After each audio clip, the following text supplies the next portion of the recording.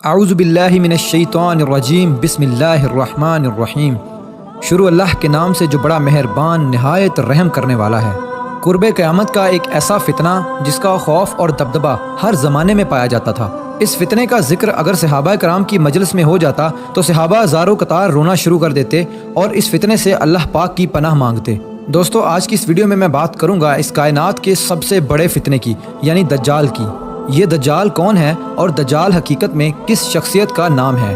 دجال کی پیدائش کب اور کیسے ہوئی اور دجال کے ماں باپ کون ہیں؟ اور کیا حضور پاک صلی اللہ علیہ وآلہ وسلم کے زمانے میں بھی دجال موجود تھا؟ دجال اس وقت کہاں ہے اور دجال اس دنیا میں کب ظاہر ہوگا؟ دوستو، ان سارے سوالوں کے جواب آج کی اس ویڈیو میں آپ کو قرآن و حدیث کی روشنی میں بتاؤں گا، لہٰذا آپ سے درخواست ہے کہ میری اس ویڈیو کو پورا اینڈ تک ضرور دیکھیے گا۔ دوستو، نبی پاک صلی اللہ علیہ وآلہ وسلم نے ارشاد فرمایا کہ قیامت اس وقت تک قائم نہیں ہوگی جب تک کہ دجال اس دنیا میں ظاہر نہ ہو جائے۔ دجال کی ظاہری نشانیاں اور شکل و صورت کے بارے میں نبی پاک صلی اللہ علیہ وآلہ وسلم نے ارشاد فرمایا کہ دجال چھوٹے قد کا ہوگا اور وہ بدصورت ہوگا اور وہ ایک آنکھ سے اندھا ہوگا اور اس کے دونوں پاؤں ٹیڑھے ہوں گے اور اس کے جسم میں بہت زیادہ بال ہوں گے۔ اس کے سر کے بال گھنگریالے ہوں گے اور اس کا رنگ سرخ یا گندمی ہوگا اور اس کی ناک طوطے کی چونچ جیسی ہوگی۔ اور دجال کی سب سے واضح نشانی یہ ہوگی کہ اس کے ماتھے پر کاف فا را لکھا ہوگا، جس کو ہر مسلمان پڑھ لے گا، چاہے وہ پڑھا لکھا ہو یا پھر ان پڑھ ہو،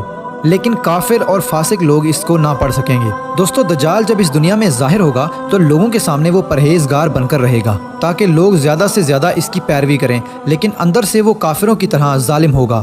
دجال سب سے پہلے نبوت کا دعویٰ کرے گا، جب اس کے ماننے والوں کی تعداد زیادہ ہو جائے گی تو اس کے بعد یہ خدائی کا دعویٰ کر دے گا۔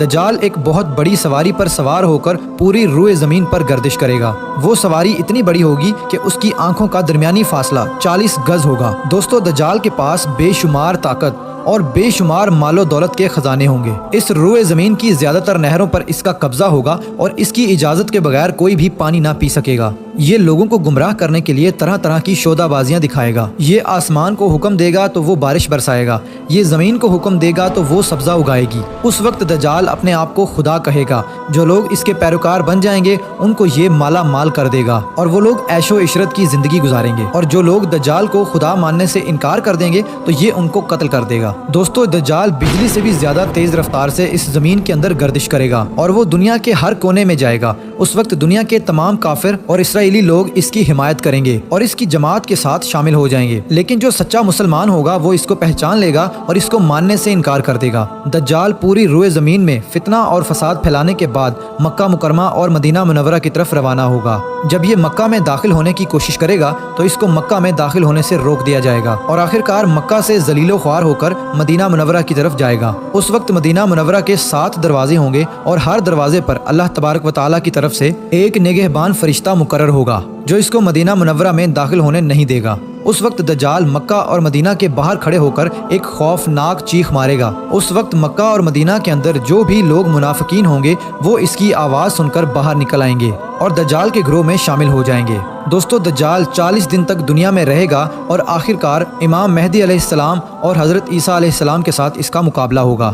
اس وقت دجال کا لشکر دنیاوی اعتبار سے مسلمانوں سے زیادہ مضبوط اور زیادہ طاقتور ہوگا۔ اس وقت مسلمانوں اور دجالی گروہ کے درمیان ایک بہت بڑی جنگ ہوگی۔ اس جنگ کے اندر دجالی ہار جائیں گے اور دجال کے لشکر کو بہت بری طرح ہار کا سامنا کرنا پڑے گا۔ اس وقت دجال حضرت عیسیٰ علیہ السلام سے ڈرتے ہوئے فلسطین کی طرف بھاگے گا اور حضرت عیسیٰ علیہ السلام اس کا پیچھا کرتے ہوئے اس کو مقام لد پر پکڑ لیں گے اور اللہ تبارک و تعالیٰ کے حکم سے دجال کو قتل کر دیں گے۔ دوستو، اب بات کرتے ہیں کہ دجال کون ہے اور اس کے ماں باپ کون ہیں۔ دجال کی پیدائش کے متعلق مختلف روایات ملتی ہیں، جیسا کہ نبی پاک صلی اللہ علیہ وآلہ وسلم کے دور کی بات ہے کہ جب مسلمان مکہ سے مدینہ کی طرف ہجرت کر رہے تھے کہ انہی دنوں میں مدینہ کے اندر ایک یہودی عورت نے ایک بچے کو جنم دیا جو کہ پیدائشی کانا تھا۔ پیدائش کے اعتبار سے یہ بچہ بہت عجیب و غریب تھا۔ بچپن میں یہ بچہ مدینے کے اندر بچوں کے ساتھ کھیلا کرتا تھا اور آہستہ آہستہ یہ بچہ مدینے کے اندر مشہور ہونے لگا اور مدینے کے اندر اس نے اپنے اوپر وحی آنے کا دعویٰ کر دیا اور یہ بچہ لوگوں کے ساتھ عجیب و غریب اور پر اسرار باتیں کرنے لگا۔ جب اس کی ماں کو یہ علم ہوا تو اس کی ماں حضور پاک صلی اللہ علیہ وآلہ وسلم کی خدمت میں آئی اور اپنے بیٹے کا سارا حال نبی پاک صلی اللہ علیہ وآلہ وسلم کو بتایا۔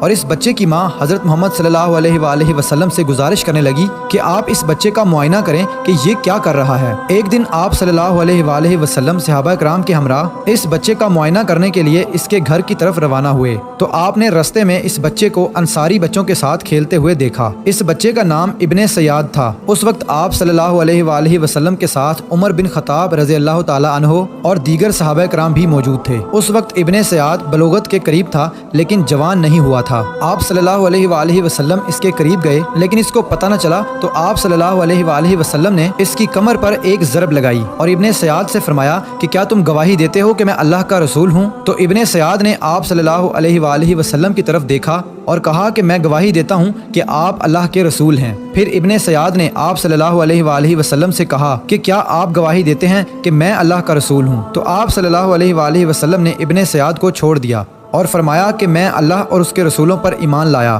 اس کے بعد آپ صلی اللہ علیہ وآلہ وسلم نے ابن سیاد سے پوچھا کہ تو کیا دیکھتا ہے؟ تو ابن سیاد نے کہا کہ میں سمندر پر عرش دیکھتا ہوں۔ تو اس وقت آپ صلی اللہ علیہ وآلہ وسلم نے ارشاد فرمایا کہ وہ ابلیس کی چال ہے۔ تو اس وقت ابن سیاد نے حضرت محمد صلی اللہ علیہ وآلہ وسلم کو بتایا کہ میرے پاس سچی اور جھوٹی خبریں آتی ہیں۔ یہ بات سن کر آپ صلی اللہ علیہ وآلہ وسلم نے فرمایا پھر تو تیرا معاملہ الٹ ہو گیا۔ اس کے بعد آپ صلی اللہ علیہ وآلہ وسلم نے ابن سیاد سے فرمایا کہ میں نے تیرے لیے ایک چھپانے والی چیز چھپائی ہے۔ دراصل اس وقت آپ صلی اللہ علیہ وآلہ وسلم نے اپنے دل کے اندر لفظ دخان سوچا تھا۔ تو ابن سیاد آپ صلی اللہ علیہ وآلہ وسلم سے کہنے لگا کہ آپ نے دل کے اندر جو چیز چھپائی ہے وہ الدخ ہے۔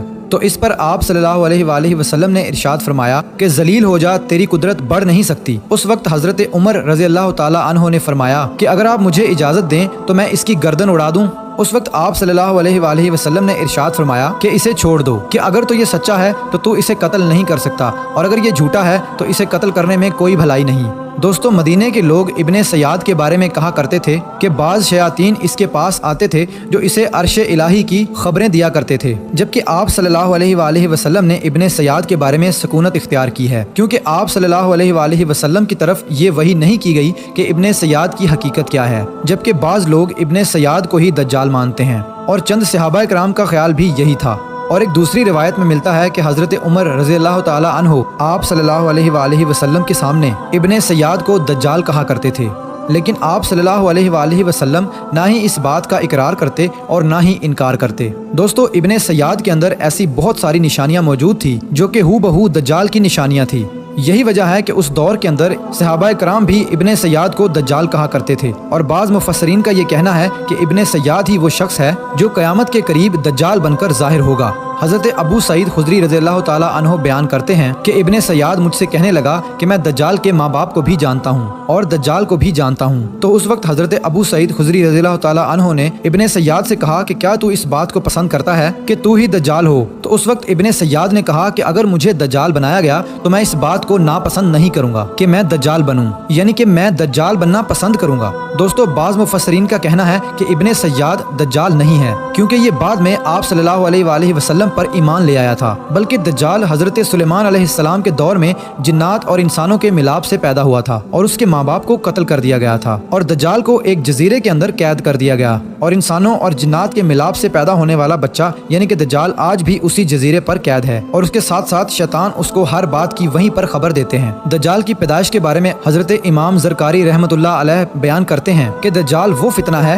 جس کو اللہ تبارک و تعالی نے اس وقت پیدا فرمایا جس وقت حضرت آدم علیہ السلام کو جنت سے نکالا گیا تھا اور دجال کو بنا ماں باپ کے پیدا کیا گیا۔ دوستو، حقیقت تو یہ ہے کہ دجال قیامت کے قریب ظاہر ہوگا اور اس کی جو نشانیاں ہوں گی وہ آپ صلی اللہ علیہ وآلہ وسلم کی احادیث میں واضح طور پر مل جاتی ہیں، لیکن یہ دجال کہاں ہے اور یہ کہاں سے آیا اور یہ کیسے پیدا ہوا اور اس کے ماں باپ حقیقی طور پر کون ہیں، اس کے بارے میں کسی کو کوئی علم نہیں ہے۔